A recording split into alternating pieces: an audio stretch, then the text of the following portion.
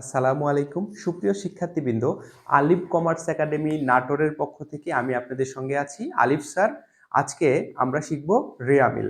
আপনারা জানেন আমরা কিন্তু ধারাবাহিকভাবে প্রত্যেকটা চ্যাপ্টার ওয়াইজ এবং প্রত্যেকটা গুরুত্বপূর্ণ ম্যাথগুলো ধারাবাহিকভাবে ভিডিও দিচ্ছি। তো আমাদের কাছে যারা অফলাইনে পড়তে চান তারা আমার দেয়া নাম্বারে যোগাযোগ করতে পারেন অথবা আমাদের পেজ থেকেও আমাদের সঙ্গে যোগাযোগ করতে পারেন। তাছাড়া যারা অনলাইনে দেখছেন আমাদের নিয়মিত তারা আমাদের চ্যানেলটিতে সাবস্ক্রাইব করে লাইক কমেন্ট করে আমাদের পাশে থাকবেন বলে আশা করছি। তো আমরা অঙ্কে আসছি। খেয়াল করেন, এটি হচ্ছে এইচএসসি হিসাব বিজ্ঞান চতুর্থ অধ্যায় রেয়ামিল।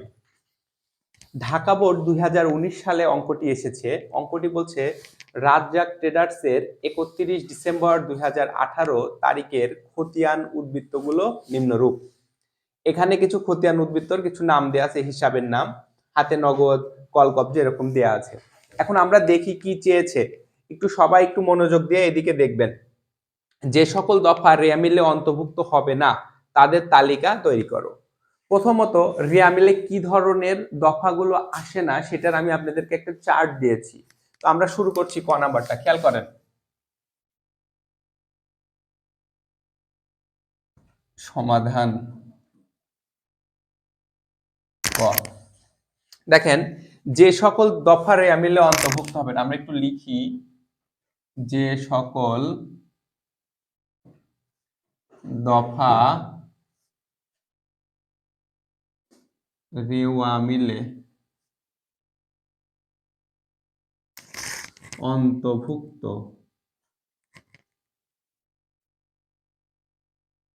হবে না, এটা নির্দিষ্ট কোনো ছক না, জাস্ট লেখাটা সুশৃঙ্খল করার উদ্দেশ্যে আমরা এটা লিখছি। ওকে,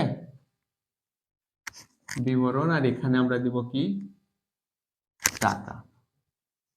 দেখেন, রেয়ামিলে কোনগুলো আসবে না। প্রথম কথা, হাতে নগদ 1/1/2018 আমরা জানি এটা রেয়ামিলে আসবে না বা রেয়ামিলে আসে না। প্রারম্ভিক ব্যাংক জমা, প্রারম্ভিক হাতে নগদ, প্রারম্ভিক প্রাপ্য হিসাব, প্রারম্ভিক প্রদেয় হিসাব রেয়ামিলে আসে না। সেই হিসাবে হাতে নগদ 1/1 মানে কি, বছরের শুরুতে। আর যেহেতু আমরা অঙ্কটা করতেছি 31 ডিসেম্বর, তার মানে আমরা শিওর হয়ে যাচ্ছি 1/1 মানে বছরের শুরুতে, অর্থাৎ প্রারম্ভিক হাতে নগদ। তাহলে আমরা লিখব কি, হাতে নগদ 1/1/2018। এটি রেয়ামিলে আসবে না। কত টাকা? 15,000 টাকা, তাই না? তারপরে কল কবজা সম্পদ, ব্যাংক ঋণ, দায়, বকেয়া, ভাড়া, এটাও দায়, আসবাবপত্র সম্পদ, ব্যাংক জমা। দেখেন, আমি কিছুক্ষণ আগে বলছি প্রারম্ভিক হাতে নগদ, প্রারম্ভিক ব্যাংক জমা, প্রারম্ভিক প্রাপ্য হিসাব, প্রদেয় হিসাব, এগুলো রেয়ামিলে আসে না। তাহলে ব্যাংক জমাটা কি, প্রারম্ভিকটা আছে না? তাহলে লিখবো কি, ব্যাংক জমা 1/1/2018। কত টাকা আছে দেখেন তো, ব্যাংক জমা 12,000 টাকা না? আচ্ছা, তারপরে হচ্ছে হাতে নগদ 31 এটা আসবে। এর মধ্যে দেখেন আমরা দেখতে পাচ্ছি মজুদ পণ্য। মজুদ পণ্যর ক্ষেত্রে আমরা কি জানি, সমাপনী মজুদ পণ্যই রেয়ামিলে আসে না, বরং প্রারম্ভিকটা আসে। যদি, তবে একটা কথা, অঙ্কে যদি সমন্বিত ক্রয় থাকে, সমন্বিত ক্রয় থাকলে তখন আবার কোনটা আসে? তখন আবার সমাপনীটা আসে, প্রারম্ভিকটা আসে না। কিন্তু এখানে তো সমন্বিত ক্রয় নাই, তার মানে কি বোঝাচ্ছে, আমাদের মজুদ পণ্য কি 31/12/2018, অর্থাৎ সমাপনী মজুদটা এরিয়া মিলে আসবে না। তাহলে খেয়াল করেন, মজুদ পণ্য 31/12/2018। মজুদ পণ্য কত আছে দেখেন তো, 28,000 টাকা না? মোট যোগ করলে কত হয় একটু বলেন তো আমাকে। খেয়াল করেন, এই তিনটা ছাড়া আর কোনো এন্ট্রি নাই যেটা রেয়ামিলে আসার মতো। তো আমরা একটু যোগ করলে কত টাকা পাবো? আচ্ছা, এটা যোগ করারও দরকার নাই, আপনারা যোগ করলে করতে পারেন। আমাকে একটা ক্যালকুলেটর দেন প্লিজ, দেখেন কত টাকা হয়। দেখেন, এখানে মোট আসবে না হচ্ছে 55,000 টাকা। তবে আমি আরেকটা কথা আপনাদের একটু বলে রাখছি, এইটা মূলত যদি আপনারা না দেন কোনো সমস্যা নাই, যেগুলো আসবে না শুধু সেগুলো দিচ্ছেন, আমি মোট টাকাটা লিখে দিছি তাই। এই মোট টাকা যদি না দেন আপনার অঙ্কে কোনো ভুল ধরবে না, ঠিক আছে? এবার দেখেন খ নাম্বারে বলছে 31 ডিসেম্বর 2018 তারিখের মোট সম্পত্তি ও মোট দায়ের পরিমাণ নির্ণয় করো। তো আমরা একটা ছক করে ফেলি, খেয়াল করেন সবাই। তো দেখেন আমরা মোট সম্পত্তি ও দায়ের পরিমাণ নির্ণয়ের জন্য কি করে ফেলছি, আমরা দুইটা একটা ছক করে ফেলছি। উপরে লিখছি মোট সম্পত্তি সমূহ আর নিচে লিখছি দায় সমূহ। সম্পদ কি, অর্থাৎ যেগুলো আমরা বিনিয়োগ করে পুনরায় সেখান থেকে মুনাফা অর্জন করতে পারি বা সেখান থেকে পুনরায় আবার সম্পদ অর্জন করতে পারি, সেটাই হচ্ছে সম্পদ। আর দায়, আমাদের কাছ থেকে কারো কোনো কিছু পাওয়ার অধিকার সৃষ্টি হওয়াটাই কি দায়, অর্থাৎ আমাদের কাছ থেকে কেউ কোনো কিছু পাবে সেই অধিকার সৃষ্টি হওয়া মানেই দায়। আমরা একটু সিরিয়ালি যাব। দেখেন হাতে নগদ যদিও একটা সম্পদ, কিন্তু এক এক থাকার কারণে আমরা কি করব না, এটা নিব না। যেহেতু 31/12 আমাদের নিচে আছে। কল কবজা একটা সম্পদ না, কল কবজা, কল কবজা কত টাকা আছে দেখেন তো, 42,000 টাকা। তারপরে আছে ব্যাংক ঋণ, ব্যাংক ঋণ একটা দায় না, 10% ব্যাংক ঋণ। ব্যাংক ঋণ কত টাকা, 10,000 টাকা, তাই না? আচ্ছা, বকেয়া ভাড়া, বকেয়া ভাড়া কি একটা দায় না? বকেয়া ভাড়া, বকেয়া ভাড়া কত টাকা, 2,000 টাকা। আসবাবপত্র একটা সম্পদ, আসবাবপত্র, দেখেন আসবাবপত্র আছে 10,000 টাকা, তাই না? 10,000 টাকা। ব্যাংক জমা এক এক, মানে এটা নিব না, যেহেতু 31/12 তারিখে আমরা হিসাব করতেছি, ওইটা নিব না। সুনাম, সুনাম একটা সম্পদ, সুনাম কত টাকা আছে, 10,000 টাকা। আপনারা ক্রেডিট দিকে যোগ করবেন আর আপনি ডেবিট দিকে করবেন। হাতে নগদ 31/12, এটা অবশ্যই আমরা নিব। হাতে নগদ 31/12/2018 সাল ছিল এটা, 18। হাতে নগদ কয় টাকা, 8,000 টাকা, তাই না? লভ্যাংশ প্রদান আসবে না, মূলধন ক্রয় বিক্রয় প্রদেয় হিসাব একটা দায়, খেয়াল করেন। প্রদেয় হিসাব, প্রদেয় হিসাব কত টাকা আছে, 15,000, তাই না? এই যে আমরা এখান থেকে নিচ্ছি প্রদেয় হিসাব বিক্রয় মজুত পণ্য। আচ্ছা, সমাপনী মজুত পণ্য সম্পদ নাকি? সমাপনী না লিখে আমরা দেখেন এখানে লিখবো কি, মজুত পণ্য। মজুত পণ্য 31/12/2018, মজুত পণ্য কত টাকা আছে, 28,000 টাকা। আচ্ছা, এরপরে দেখেন ব্যাংক জমা আছে, ব্যাংক জমা, ব্যাংক জমা কত, 31/12/2018 কত টাকা, 20,000 টাকা। এরপরে কি আছে, প্রাপ্য হিসাব, প্রাপ্য হিসাব আর একটা সম্পদ নাকি? আমরা যদি কারো কাছ থেকে টাকা পাই সেটাই হচ্ছে প্রাপ্য হিসাব, কত, 10,000 টাকা। আর তাহলে আমাদের আর নাই, তাই না? মোট সম্পদের দিকে কত টাকা হচ্ছে একটু বলেন তো। মোট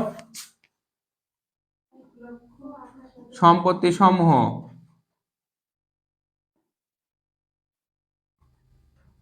1,28,000 টাকা। আর মোট দায় কত হচ্ছে, মোট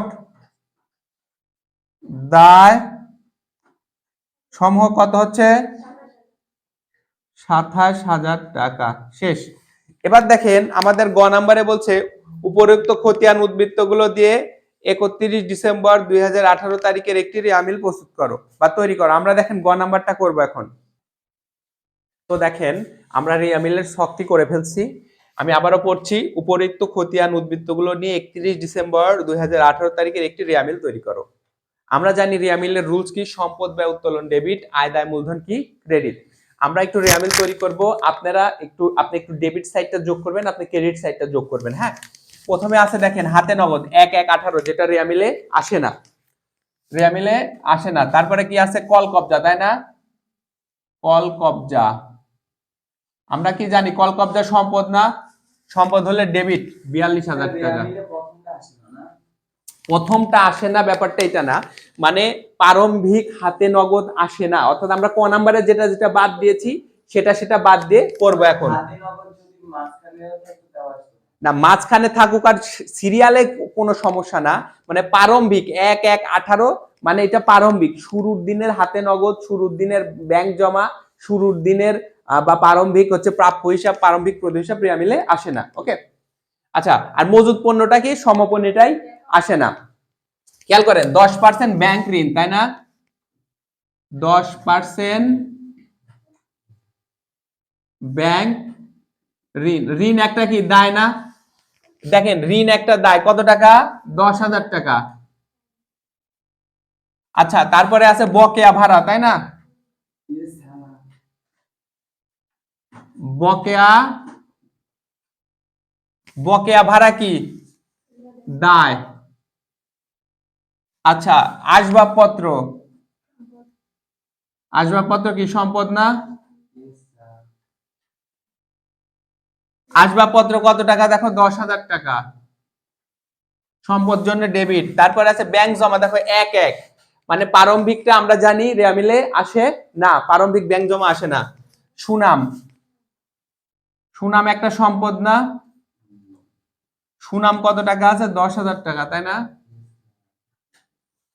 তারপরে দেখো, তারপরে হাতে নগদ আছে দেখো 31/12/2018, মানে সমাপনী, এইটা অবশ্যই রেয়া মিলে আসবে।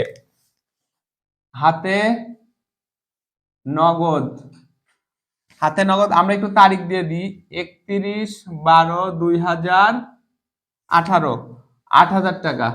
হাতে নগদ কি সম্পদ না? তারপরে দেখো লভ্যাংশ, লভ্যাংশ প্রদান। আচ্ছা, তোমরা আমাকে বলো তো লভ্যাংশ প্রদানটা কি? একটা ব্যয়, আর লভ্যাংশ প্রদান একটা ব্যয়, ব্যয় হলে কি হবে? ডেবিট। লভ্যাংশ মানে লাভ, লাভ প্রদান, এক কথায় লাভ প্রদান, প্রতিষ্ঠানে যে লাভটা হয়েছে সেটা আমরা প্রদান করছি, তাহলে এটা আমাদের জন্য এখন একটা ব্যয়। তারপরে দেখো মূলধন, আমরা জানি কি মূলধন হচ্ছে ক্রেডিট, তাই না? 75,000 টাকা। একটু খেয়াল করি, তারপরে দেখেন আছে কি ক্রয়, ক্রয় একটা কি ব্যয় না? ক্রয় কত টাকা? 50,000 টাকা। তারপরে আছে বিজ্ঞাপন, বিজ্ঞাপনও একটা ব্যয়, তাই না?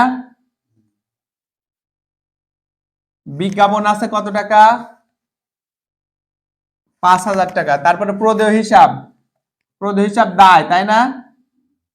দায় হলে কি হবে? ক্রেডিট। প্রদেয় হিসাব 15,000 টাকা। তারপরে আছে কি বিক্রয়, বিক্রয় কি আয়, তাই না? বিক্রয় আছে 70,000 টাকা। আচ্ছা, তো দেখেন বিক্রয়ের পরে কি আছে?